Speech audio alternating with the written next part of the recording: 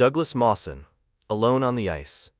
In 1912, Australian explorer Douglas Mawson led a scientific expedition into the uncharted interior of Antarctica. It was meant to be a routine journey, chart the land, collect rock samples, and return to base. But just weeks into the journey, tragedy struck. One of Mawson's companions, Belgrave Ninnis, fell into a hidden crevasse, disappearing instantly. Along with him went their strongest sled team, most of their food, their tent, and their hope. Now stranded hundreds of miles from safety, Mawson and the remaining team member, Xavier Mertz, had little choice. They began eating their sled dogs. Meat for calories, livers for nutrients. But what they didn't know was that dog liver contains lethal amounts of vitamin A. Slowly, their bodies began to break down. Mertz died first, delirious, skeletal, and in agony. Mawson, now completely alone, began the long walk back, over 100 miles across Antarctica, starving, frostbitten, and losing skin from his legs and feet. He reached the base camp just as the ship that could save him was pulling away from the coast. A chance signal flare was spotted, and the ship turned back. Mawson had survived, but only just. Columbus's fourth voyage. By 1502, Christopher Columbus was no longer celebrated in Spain. His previous mismanagement in the New World had earned him enemies and chains. But he begged for one final chance. The crown reluctantly agreed, one more voyage, but no trouble.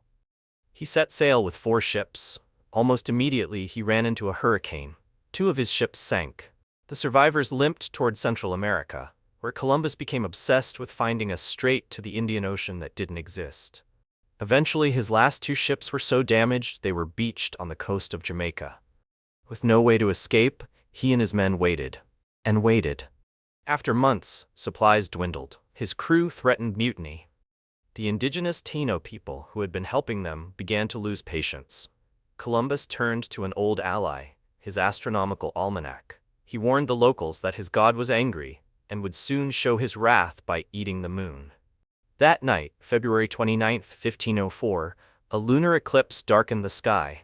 Frightened by what seemed to be divine punishment, the Taino resumed feeding the castaways. Eventually, after over a year stranded, rescue arrived. Columbus returned to Spain, sick, defeated, and stripped of all authority. It was his final voyage, but his clever use of celestial knowledge had bought him time and possibly saved his life. The Dyatlov Pass incident, frozen mystery. In 1959, 9 Soviet hikers set out into the snowy peaks of the Ural Mountains. Led by Igor Dyatlov, the group was experienced and well-equipped.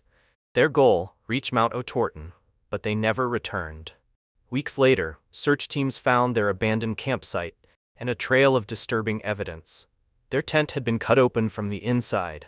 Footprints led into the darkness, barefoot, in sub-zero temperatures. The bodies were scattered across the snow. Some showed signs of hypothermia. Others didn't. One had a crushed skull, another was missing eyes, one woman was missing her tongue. And then there was something stranger. Traces of radioactive material on some of their clothing. Investigators offered theories. An avalanche forced them to flee, or infrasound from high winds induced panic and hallucinations. Others whispered about secret military tests, or something even more unearthly. To this day, the Dyatlov Pass incident remains one of the most chilling, unsolved mysteries of the 20th century. Whatever happened that night in the mountains, something terrified the hikers so much, they ran straight into the freezing dark. Thank you for watching, and subscribe for more expeditions.